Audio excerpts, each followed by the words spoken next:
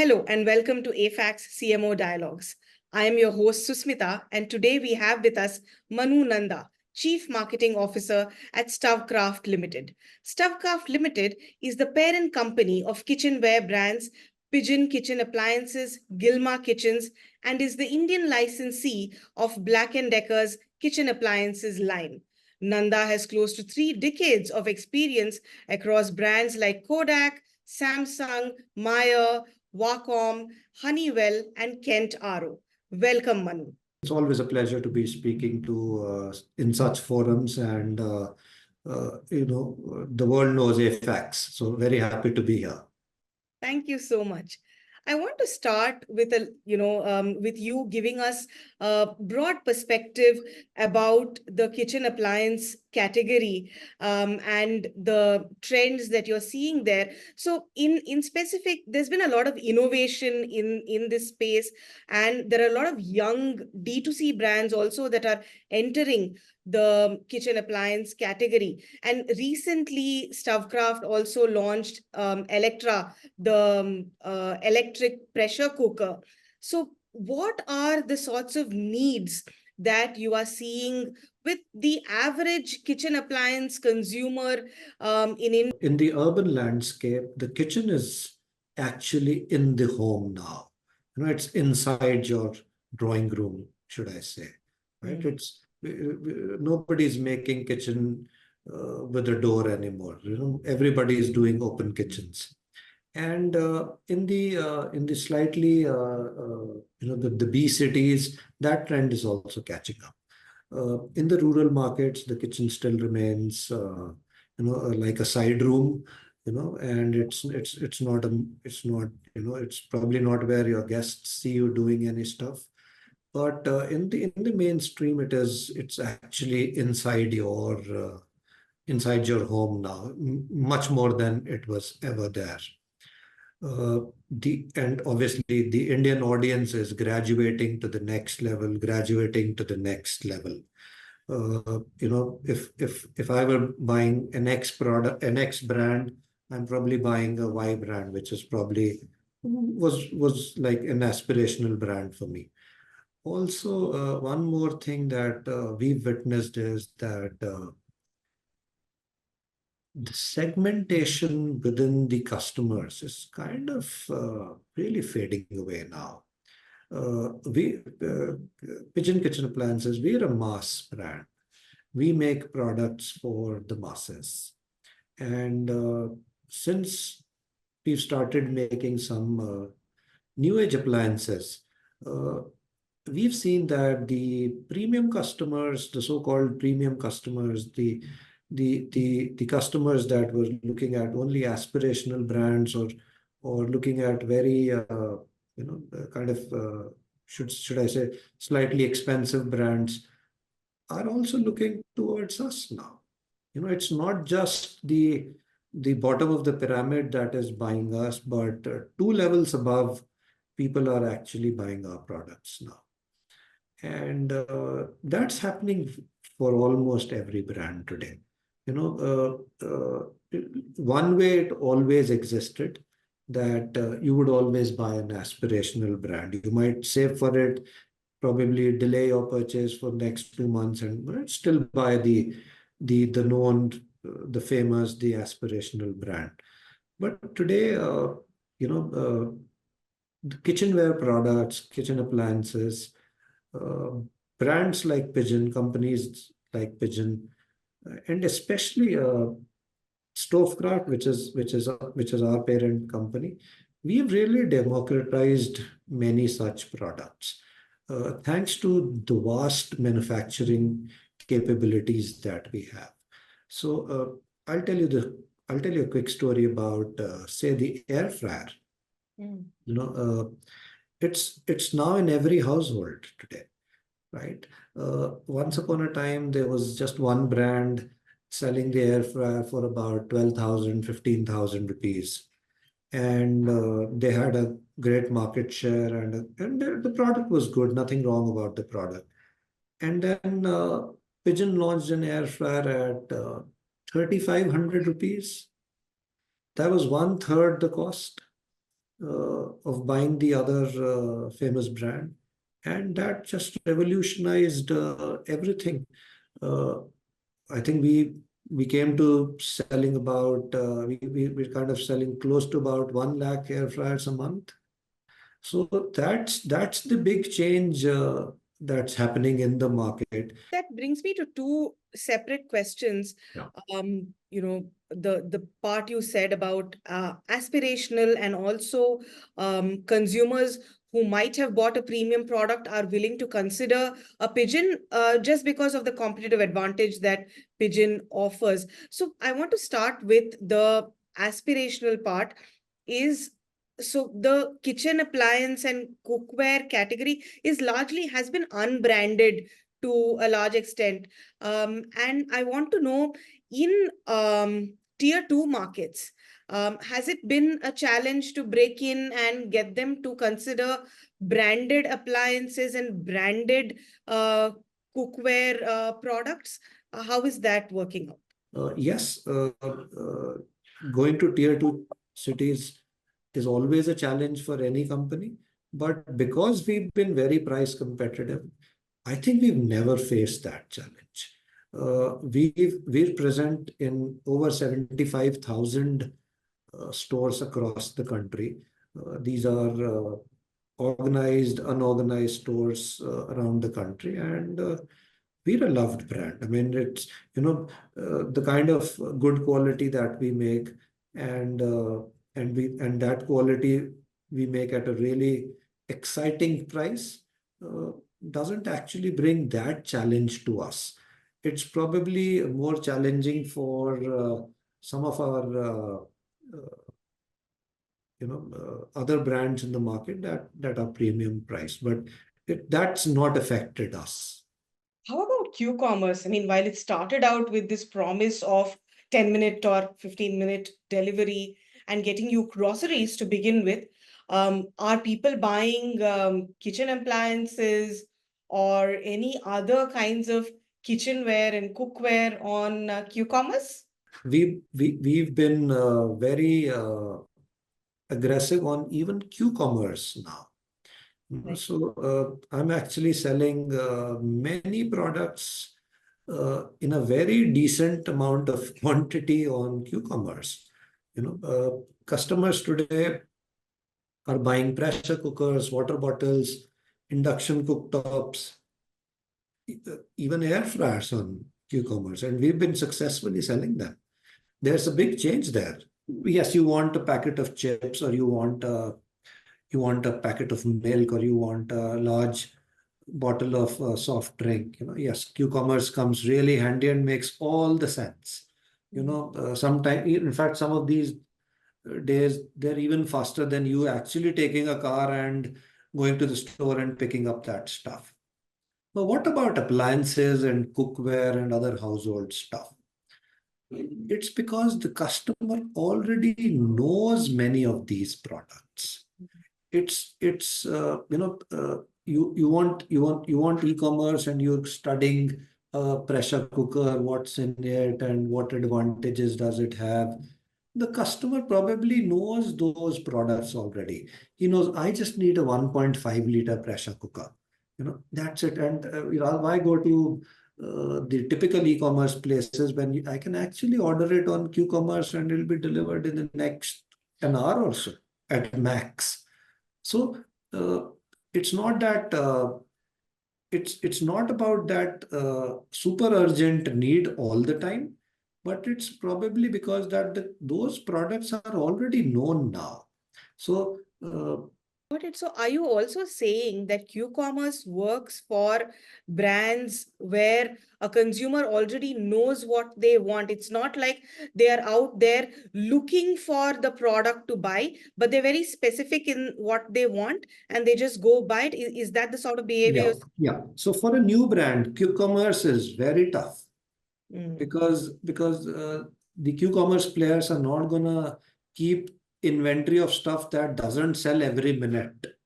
They mm. would only keep products that are really known, come from brands that are known, and they know that they'll be off the shelf very quickly.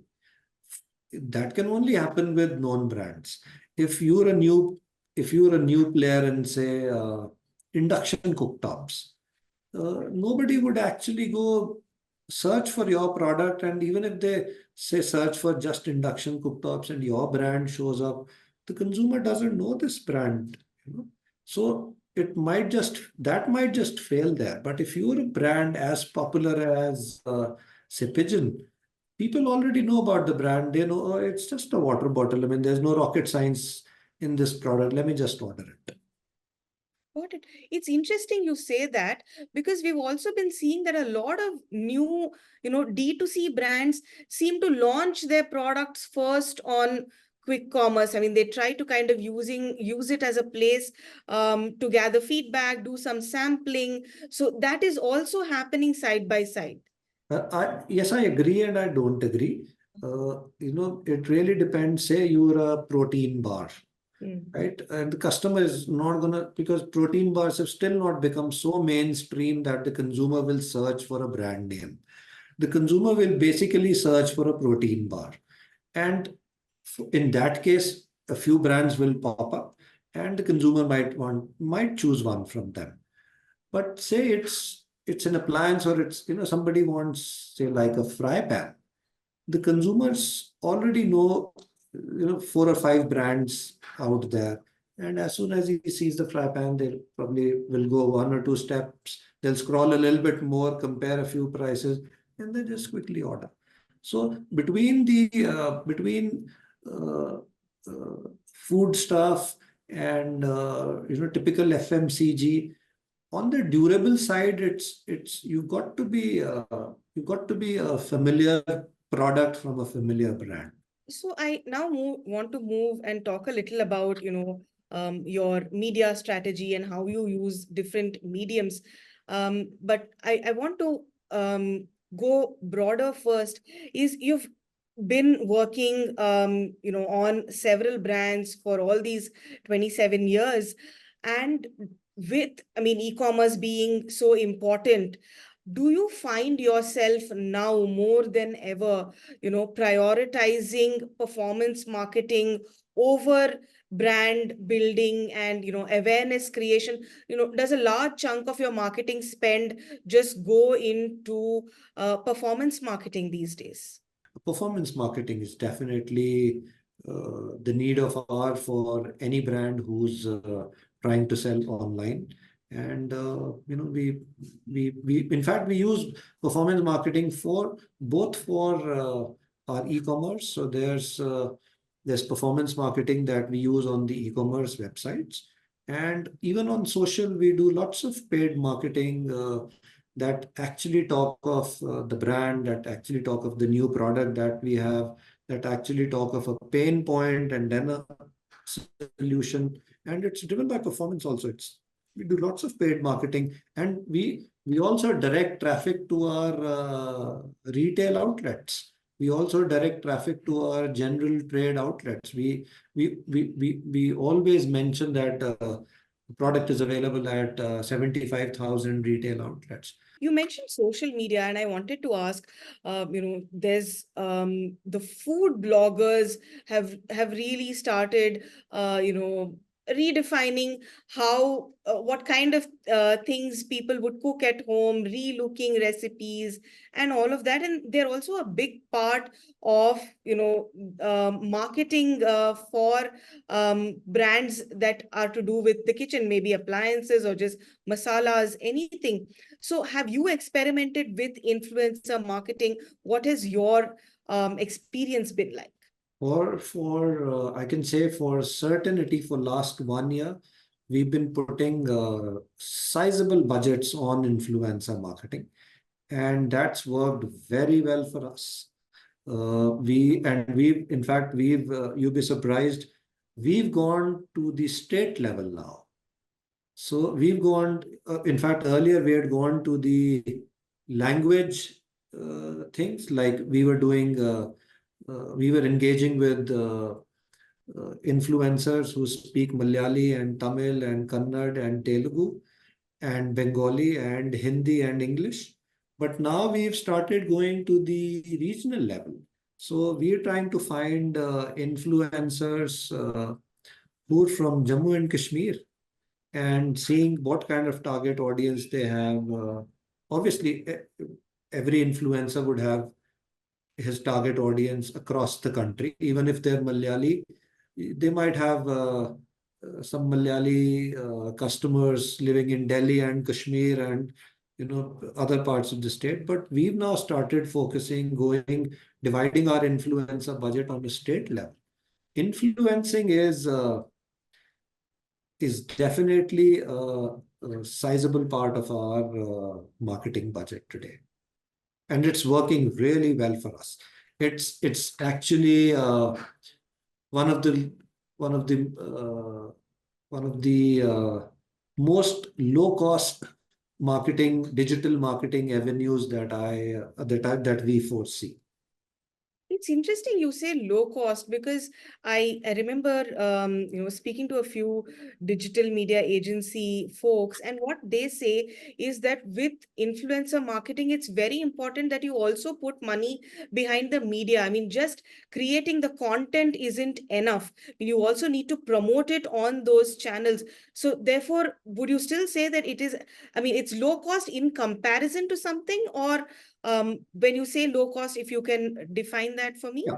So there are a few people who would actually get, get some content made by an influencer and then probably put them on their social page and then put money behind it to promote it. Uh, I think personally, I feel this is a flawed strategy. Uh, if I actually have to put content on my social and then promote it, I can actually do that content myself or through my agency and then promote it. Because I don't want to put that promotion money behind it, that's why I'm actually going to an influencer who already has a 1 million or a 20,000 or a 5 lakh kind of fan following. And that's why you're using influencers. If you actually have to use an influencer and then also promote it, I think somewhere you're wrong. We use lots of influencers, but we never boost their posts. We don't do that because these guys they're already stars. They're creating some really lovable, likable content for their target audience, for their followers, and that's why we need their help to kind of promote some of our products and promote some of the new offerings that we have. But we would never boost their posts. I think that's not needed. I don't think so. Traditional media that are there. So how do you split your, so you said digital is very important, performance marketing is important, and that influencer marketing, you are parking a lot of your spends there. So you must also be using television and other traditional media. If you can give me a little sense of how percentage wise, how much in a year would you spend on TV versus say digital, and how do you prioritize these? When would you use television, and is digital possibly a year-long thing? How do you look at your entire media mix? Look, again, I'll take you to the same answer that I've kind of talked about in some of these previous answers that I've given you. It's a journey. We really don't want to axe some budget and put it into something else. It's a journey. Traditionally, we've been advertising in the newsprint, and doing, we've been doing some big bang advertising in the newsprint. And last year we started moving towards, not last year, but a few years ago we started moving towards digital. But last year we uh, we took few more steps towards going digital, and that's a journey that still continues. We still advertise decently on the newsprint. We still advertise on the television. We're constantly doing performance and social and influencer and even stuff like AdWords. So we're using multiple mediums to actually target the particular audience that might be in the focus. So, like when we launched the Electra, which is our newest big launch of the year, uh, we went to the cinema halls as well. For Mhm. for over a month, we were advertising in cinema halls because we had an ad film that we wanted to run there. But this was complemented and supplemented by lots of digital, print advertising, television advertising. Yeah, Got it. yeah. Got it. And I had one more question about media and TV in particular. I remember a while ago, Pigeon was a sponsor of a reality TV cooking show. Is that something that you continue doing? Is that something that you see a lot of value in? How are cooking shows and reality TV in terms of marketing for you? How effective are they? Yes, we've done that in the past, but yeah, we've not done that in the last year or so. But we engaged with Shazia Khan ma'am. She's the winner of, I think she's the winner, one of the top winners in season one or season two of MasterChef, and we used her to actually do some really path-breaking, interesting recipes, and we promoted that on our YouTube channel. That really worked very well for us, and obviously the fact doesn't change that this is Shazia Khan ji doing this for us. We can, in the future, we'll definitely look at these, uh, reality shows and stuff. They have a pretty decent entertainment value, and yeah, we'll keep looking at any such avenues. Have you experimented with connected TV at all? What has your, or from conversations with your colleagues about using connected TV, do you see that as a medium that you might advertise on? Sure. On a regional level, that really makes sense. The earlier cable TV advertising has actually gone to the connected TV now. Uh, two mediums. One could directly be your satellite doing this for you, or the other could be the OTT platforms that you have. And OTT we've been using. Yeah. The consumers evolving at this very high pace, right? So I want, if you can identify maybe one or two fundamental changes in consumer behavior over the last 2 years. Maybe it's because of digital or anything else, but what is one fundamental way in which the consumer has changed? Because there are lots of brands in India and everybody is doing everything, the consumer very clearly sees through advertising. The consumer can even see through influencing these days. They've realized that this is a paid influencer. So, and what's the solution? I think the solution is very honest content. I think that's the only way you could survive in the future as a marketer, as a brand. You just can't be talking superlatives all the time. You've got to be very, very consumer centric, not in a cliche way, but but your DNA has got to become consumer centric. You know who you've made this product for, and you made it with full passion, full determination, and full honesty that, hey, we've taken this product so far. It's still not the most perfect product, but we are working on it. I think that's what the consumer wants to uh, hear today. Uh, Typical plain advertising is dead. You might have left some of the marketers and people from the advertising community a little existential crisis when you say that, people, consumers see through advertising, but I'm in the same boat as they are. I'm in the same boat. When I say digital or print or TV or influencing, all of this is advertising. Yeah. And the new way of putting it is, I'm trying to talk to my consumers. I'm trying to talk to my potential consumers. And I'm trying to be as natural as I can to be with them. And I think that's the need of the hour. And many brands have evolved. I mean, I know many brands that have evolved that are not doing this typical they don't have a bhopu in the hand and they're just shouting out there because nobody is listening anymore. Got it.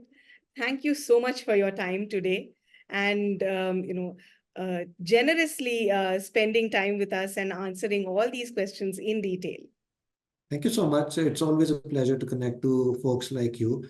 And again, I'll tell you, afaqs, I mean, who wouldn't want to be on your platform talking about their brand? Thank you so Thank you much for so much. having me You're here. very kind.